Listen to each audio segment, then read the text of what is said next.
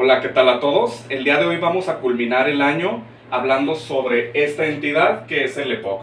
Vamos a hacer una breve revisión sobre las actualizaciones de la GOLD, que es la guía más aceptada hasta la actualidad, en cuanto a fisiopatología, su definición, tratamiento, la clasificación de la misma y demás. Muy bien.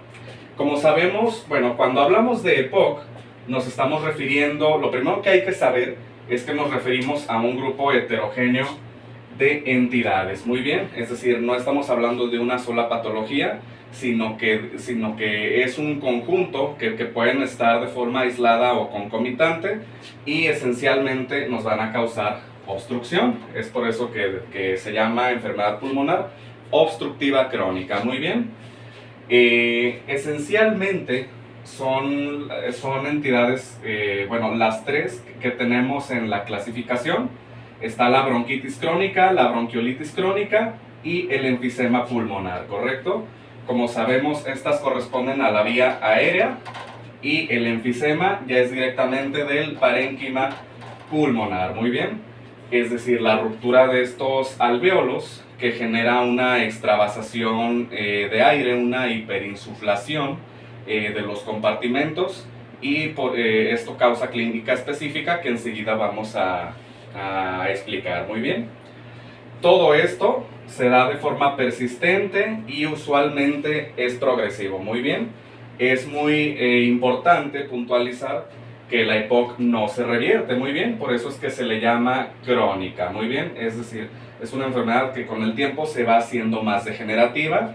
No existe en la actualidad un tratamiento específico para el EPOC, sino que se trata de medicaciones paliativas esencialmente y también medicamentos que actúan sobre la injuria o la fisiopatología de estas entidades para disminuirlos y evitar que se hagan pues demasiado degenerativas en un determinado tiempo, ¿verdad? Entonces cabe aclarar esas pautas nada más. La clínica que vamos a tener sigue siendo disnea. Tenemos un paciente con disnea crónica en diferentes grados que ya enseguida vamos a explicar de acuerdo a la escala MMRC, que con esta se evalúa la disnea, como lo sabemos.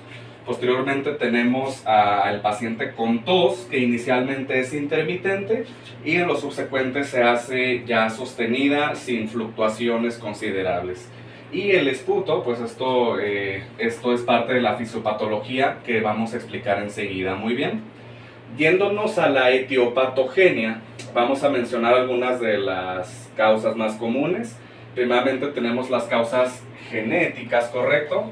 En la que impera el déficit de alfa-1 antitripsina. Como sabemos, la alfa-1 antitripsina es una antiproteasa que inhibe pues, a las proteasas, valga la redundancia, que generalmente producen los linfocitos, los neutrófilos, durante una respuesta inflamatoria normal, ¿verdad?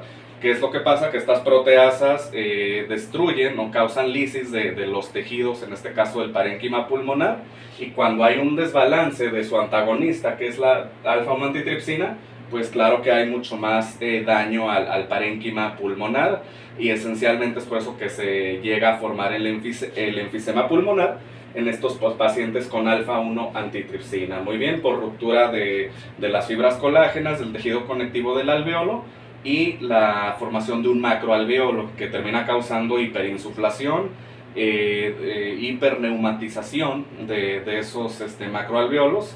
Y muchas veces por eso vemos pacientes con un aumento del diámetro o la circunferencia antero-posterior. Es decir, si vemos a un paciente de lado, vamos a ver que su diámetro de tórax está pues bastante ensanchado, ¿verdad? Es a lo que llamamos tórax en tonel, ¿verdad? Que es toda una hiperinsuflación, producto de la ruptura y la extravasación de aire, que no es otra cosa que el enfisema. Muy bien. Posteriormente tenemos las noxas como toxicomanías y las poluciones ambientales. Toxicomanías, pues la más importante es el tabaquismo, ¿verdad? De ahí sigue pues estos vapeadores electrónicos o lo que se conoce como vaping y también el consumo de cannabis. Muy bien. Todas estas son injurias que al entrar a la vía respiratoria, al parénquima pulmonar, causan una respuesta inflamatoria migran neutrófilos, linfocitos, leucocitos. Muchas veces también interviene una reacción inflamatoria de tipo 2, que como sabemos está mediada por eosinófilos, y todo esto en conjunto causa injuria al parénquima pulmonar y a la vía aérea. Muy bien. Es una fisiopatología regulada por producción de proteasas, quimiotaxis, migración de otras células blancas y ataque eventualmente también al parénquima pulmonar, como lo decíamos. Muy bien. Tenemos también, decíamos, las poluciones ambientales son otra noxa. Las personas que, por ejemplo, riegan con agroquímicos o que están cerca de producciones agrícolas, poluciones por fábricas, zonas muy contaminadas, ¿verdad? Todo esto representa injurias al tejido que provocan la respuesta inflamatoria y la fisiopatología de la EPOC. Muy bien. Nacimiento prematuro. Esto pues naturalmente por la hipoplasia pulmonar. Ya cuando el paciente va adquiriendo su desarrollo pulmonar durante su infancia, adolescencia, adultez, muchos de estos adultos generan algo que conocemos como EPOC temprana, muy bien, es decir, a una edad entre los 20 y 25 años, y es esencialmente por hipoplasia, muy bien, perfecto. Esto sería lo que corresponde a nuestra etiopatogenia, Vamos a hablar un poco sobre la fisiopatología. Vamos a borrar de este lado para explicar los componentes fisiopatológicos. En la fisiopatología, decíamos, esencialmente tenemos inflamación. Y esta inflamación conduce a subsecuentes cambios estructurales.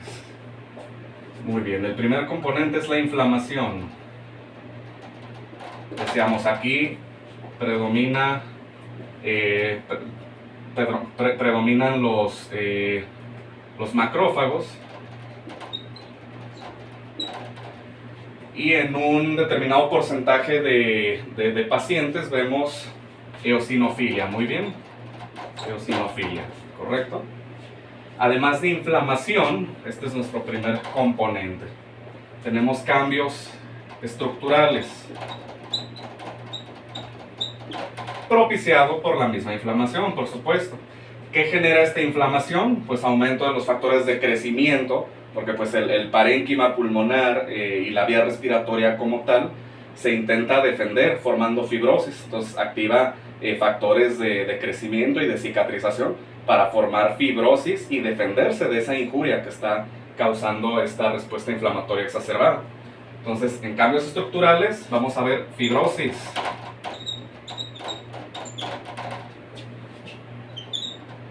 vamos a ver enfisema. Decíamos, lo que es un alveolo normal termina por romperse sus paredes, forma un macroalveolo donde se deposita aire y esto causa una hiperinsuflación de los pulmones. Muy bien, correcto. Por otra parte, engrosamiento de la vía aérea, bronquios y bronquiolos. ¿Qué causa este engrosamiento? Que durante la expiración haya un parcial colapso y quede un volumen residual mucho mayor de aire adentro que no se puede expulsar.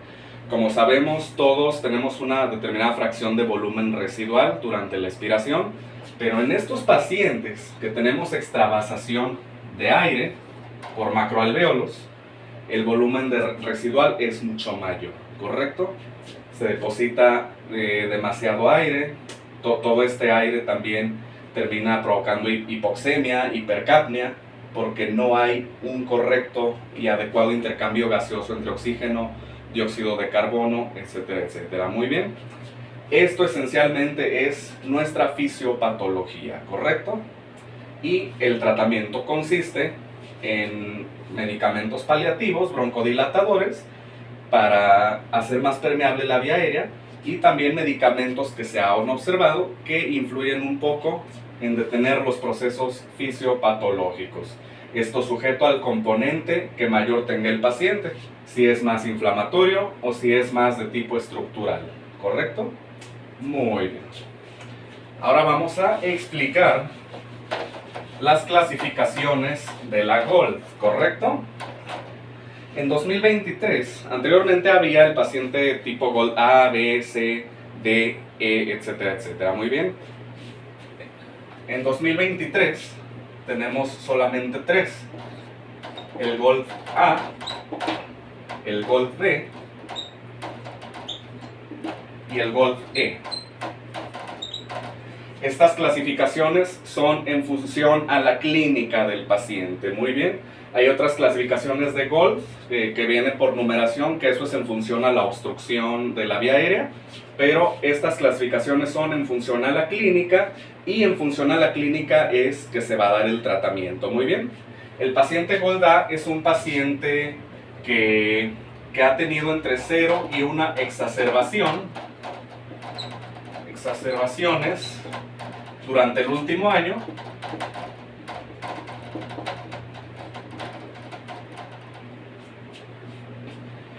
con un MMRC, que es la escala de disnea, también entre 0 a 1, es decir, es muy poca disnea, y con un CAT menor a 10. Muy bien. El CAT es una escala que nos permite cuantificar qué tanto daño, qué tanta repercusión ha generado la EPOC en el paciente, pues epocoso, ¿verdad? Valga la redundancia. Muy bien. ¿Cuál va a ser el tratamiento aquí? Va a ser monoterapia con un solo broncodilatador, ¿correcto? Va a ser con el esquema LAMA. Vamos a escribir con... Estos van a ser los tratamientos farmacológicos aquí. El GOLD A va a ser con un broncodilatador nada más. Va a ser LAVA o LAMA, muy bien. LAVA es el acrónico para betadrenérgico de larga duración. Aquí tenemos ejemplos: el salmeterol o el indacaterol, muy bien, que son fármacos beta 2 adrenérgicos que tienen mucha duración, y por eso, dada su duración y su farmacocinética, es que se instauran de cajón en los esquemas para estos pacientes. Muy bien. Y LAMA corresponde al grupo de antimuscarínicos de larga duración. Aquí como ejemplo tenemos al glicopirronio, por ejemplo, que es de muy larga duración, por citar algunos ejemplos. Entonces el paciente GOLD A, que yo la voy a clasificar de acuerdo al número de exacerbaciones que ha tenido durante el último año, a su escala de disnea y a su escala de afectación durante todo su debut y hasta la fecha de padecimiento de EPOC, yo lo voy a medicar o con LAVA, que es un betadrenérgico, decíamos, o con LAMA, una de los dos.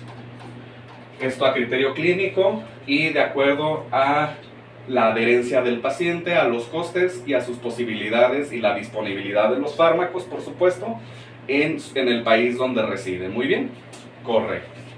Ahora, el GOLD B va a ser un paciente, vamos a ponerle con verde para no confundirnos, también que se ha exacerbado 0 a 1 exacerbaciones durante último año, pero aquí va a tener un MMRC de 1 a 2, muy bien. Es decir, la disnea ya es más fuerte en el paciente GOLD B, ¿correcto? Y va a tener un CAT, la escala de cuantificación de afectación, mayor a 10, ¿correcto? Aquí cambia la disnea, es más fuerte y le ha afectado más que al GOLD A, ¿correcto? Muy bien. ¿Cuál va a ser el tratamiento farmacológico para GOLD B?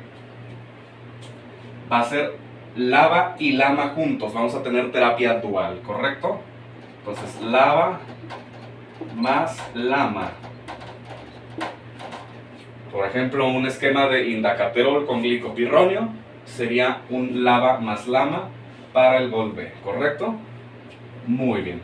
Por último tenemos al GOLD E como mnemotecnia. GOLD E es el exacerbador, ¿correcto? Aquí no nos va a importar el MMRC, no nos va a importar el CAT, solo lo vamos a clasificar en función a las exacerbaciones. El Gold E es un paciente que ha tenido 2 o más exacerbaciones durante el último año o una hospitalización. ¿Cuál es el tratamiento para Gold E? Mismo esquema, LABA más LAMA. Pero si yo tengo un paciente Gold E con eosinofilia arriba de 300, yo voy a agregar también un corticoide inhalado. Entonces va a ser LABA más LAMA, y a reserva de que mis eosinófilos estén arriba de 300, voy a agregar un corticoide inhalado. Por ejemplo, beclometasona. Muy bien.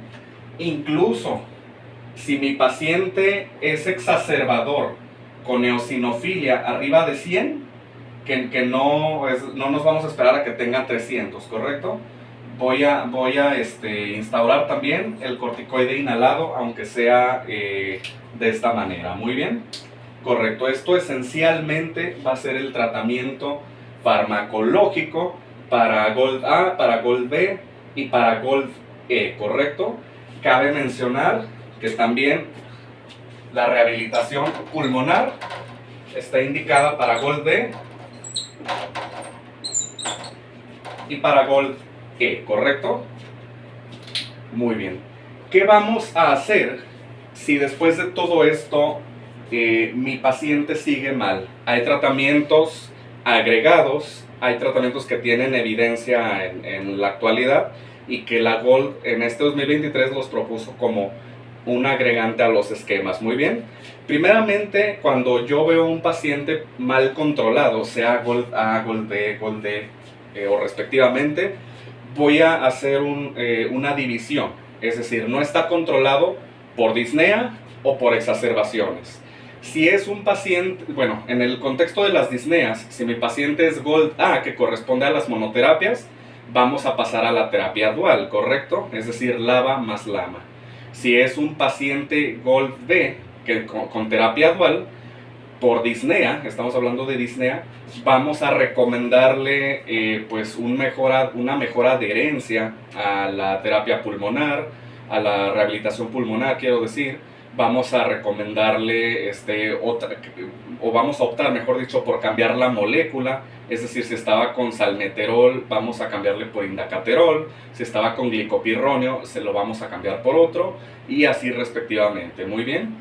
Eso es lo que vamos a hacer en el contexto de disneicos. Muy bien. Ahora, en el paciente tipo E vamos a hacer otra cosa independientemente si es por disnea o por exacerbaciones, que enseguida vamos a explicar. Si es por exacerbaciones, un paciente A en monoterapia, vamos a cambiar igual a terapia dual, o si refieres eosinofilia, el paciente A, es decir, arriba de 300, el paciente A de mal control, de una vez le voy a poner triple terapia sin más preámbulo. Muy bien. Por otra parte, el paciente Gold B, que corresponde a la terapia dual, si me ha estado exacerbando mucho, le vamos a poner triple terapia sin más preámbulo, independientemente de si es eosinofílico o no. Muy bien. Ahora decíamos, respecto al paciente E, que ya tiene de cajón la triple terapia, y si sigue mal independientemente de por disnea o por exacerbaciones, hay evidencia que agregar fármacos como el roflumilast mejoran los esquemas. Muy bien. Puede ser roflumilast o un macrólido como la acitromicina. Muy bien. De primera elección, claro que está el roflumilast por el menos riesgo de iatrogenia. Como sabemos, los macrólidos como la acitromicina tienen un riesgo de cardiotoxicidad, ototoxicidad e incluso nefrotoxicidad, además de las resistencias bacterianas que se pudieran agregar, y más en un paciente que de por sí es propenso a infecciones de vías respiratorias. Muy bien. En el caso de que todo siga mal a expensas de roflumilast o de acitromicina respectivamente, aquí ya entra el contexto de las terapias invasivas. Vamos a considerar, o bueno, lo que nos señala la Gold, esto es en función también de si su componente es más a nivel de vía respiratoria o a nivel de parénquima pulmonar. Si es a nivel de vía respiratoria, que esencialmente sea broncoespasmo, broncoconstricción por bronquitis, bronquiolitis crónica, tenemos la denervación pulmonar, que es la resección de los nervios colinérgicos a nivel bronquial, que causan broncoconstricción, broncoespasmos, etcétera, etcétera, ¿verdad? También recomiendan la colocación de los stents en la vía aérea, pues naturalmente para hacer más permeables esos bronquios o bronquiolos respectivamente, y que haya menor colapso a la expiración. Muy bien. También tenemos las válvulas endobronquiales, que estas redirigen el flujo de aire hacia las áreas que no están dañadas. Esto ya en el contexto de un paciente con enfisema, por supuesto, de que tiene bullas, de que tiene macroalvéolos que están generando compromiso de espacio. Entonces, redirigir el aire a los alvéolos que sí están sanos. Esto se logra con válvulas endobronquiales. Tenemos también la bullectomía, que es retirar esas áreas enfisematosas, quirúrgicamente, por supuesto, o ya directamente el trasplante pulmonar. Esto también, por supuesto, cuando el componente es mayormente enfisematoso. Muy bien. Esto es lo que nos recomienda la Golf. Cabe también mencionar que siempre en los pacientes, ya sea por una cuestión causal o subyacente, hay comorbilidades bien descritas ya como diabetes mellitus, hipertensión pulmonar, síndromes psiquiátricos, y a todo esto también la Gold nos recomienda darle un manejo pertinente. Muy bien, vamos a hablar ahora de otros tratamientos. Tenemos evidencia de que la acetilcisteína, que como sabemos es un precursor del glutatión, lo utilizamos en toxicología y demás, pero corresponde a un grupo de mucolíticos muy eficaces, que además han demostrado reducir las exacerbaciones en los pacientes a los que no podemos dar la terapia triple con corticoides de primera línea.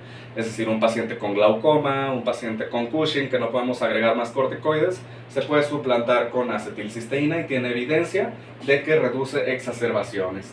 Tenemos también la alfa-1 antitripsina, obviamente antes tamizando al paciente para ver si por genética tiene ese déficit de alfa-1 antitripsina, y suplementarle farmacológicamente con la misma. Obviamente representa un muy buen factor pronóstico. Muy bien. El oxígeno suplementario, lo vamos a dar en los pacientes con una presión arterial de oxígeno menor a 55, o en los pacientes que tengan entre 55 y 60 de presión arterial de oxígeno, pero con evidencia de falla cardíaca derecha, de policitemia, o de hipertensión pulmonar. Muy bien, esto es así como nos lo marca la Golf, ¿correcto? ¿Cuál va a ser nuestro diagnóstico? Esencialmente es por espirometría. Yo, mi paciente con clínica sugestiva, que ya determiné disnea crónica, tos crónica, esputo, anamnesis que refiere factores de riesgo, es decir, mi presentación clínica, a la exploración sibilante y demás. Yo con lo que voy a confirmar es con espirometría, ¿correcto? Es el estudio diagnóstico por excelencia.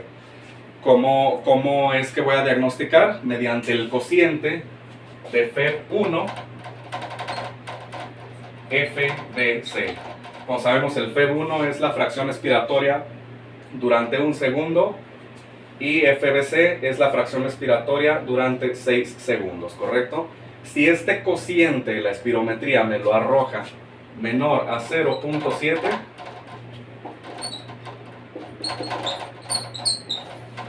ya es concluyente de EPOC. Muy bien, es así como voy a dar mi diagnóstico, esencialmente por espirometría. Obviamente, ya para determinar los componentes, si es más a nivel de vía aérea, si es más a nivel de parénquima, voy a solicitar para clínicos como gabinete, en este caso tomografía de tórax, de pulmones. La placa de tórax también nos dice mucho a nivel de la vía aérea y del parénquima pulmonar.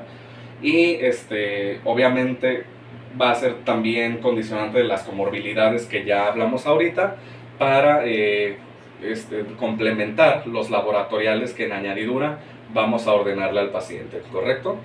Hasta aquí ha sido todo, espero que haya sido conciso y claro. Y como siempre ha sido un gusto.